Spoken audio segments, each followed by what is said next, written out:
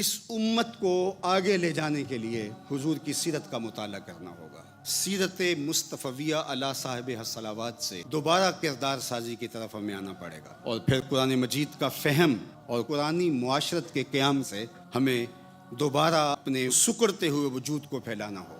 قرآن آپ کو معاشرت کے اندر مؤثر بنائے گا. آپ کو ہر شہر کو شہر قرآن بنانا ہوگا، ہر بستی کو قرآن کی بستی بنانا ہوگا. ام المومنین سیدہ عائشہ رضی اللہ تعالیٰ عنہ کا قول سنیے، فرماتی ہیں سارے شہر تلواروں سے فتح ہوئے ہیں، مدینہ قرآن سے فتح ہوا ہے.